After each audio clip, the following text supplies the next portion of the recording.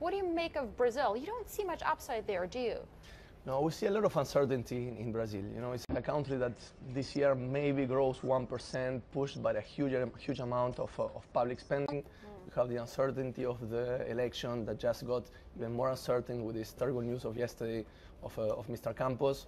The market has been moving in the opposite correlation of the chances of Dilma Rousseff to win. Whenever the market thinks she's going to win, the market's going down. Yeah. Whenever we think she's going to lose, the market's moving up. So a lot of uncertainty economically and politically in that country to make a very decisive call over the next 3 to 6 months. So where do you see exciting investment opportunities? Because you would think a lot of them are sprucing up in Latin America at the moment, specifically also in Mexico with the opening up of the energy sector. Would you tap into that? Yeah, sure. We see a few big events in Latin America. The big one is Mexico opening up its oil policy after hundreds of years of monopoly of Pemex. You know, that's going to open a new industry, a lot of exploration investment, and probably a big area of very high returns for investors to look at.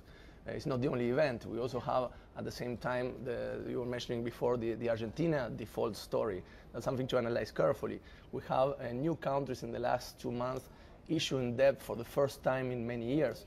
Paraguay, Ecuador. So you have a diversity of situations in Latin America that I think can be taken advantage of if you have the right analysis.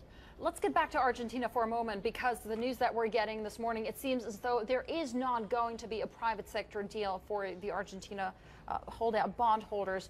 But you actually think this wasn't such a bad move on part of Argentina. Why is that? Well, you know, there's a lot of noise in this negotiation, but that's how we discuss things in our part of the world. You know, everybody's trying to find a solution. It's the 8th time Argentina defaults. I think they are getting better and better at it. It's the first time they default. Bond prices haven't really gone down. Yeah. So Argentina has the money, has plenty of cash. It has put $539 million on escrow to actually pay the interest expense that was supposed to be defaulted. The holdouts made a very good deal and a good negotiation.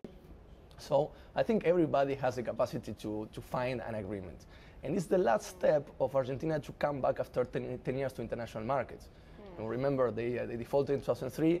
They've been arranging with the Club of Paris, arranging the nationalization of YPF. This is the last step. And we're talking only a nominal value of around $1.1 billion when they have $20 billion of reserves. So we think this is going to be settled eventually over probably at the beginning of next year. And that's going to mean that Argentina solves the last problem they had. Yeah. You know, they have a local currency problem, an inflation problem, because they have capital controls, because they have a problem of reserves, because they don't have access to international capital markets. You solve the first one, you remove capital controls, and you get probably one of the last problems they have in their economy.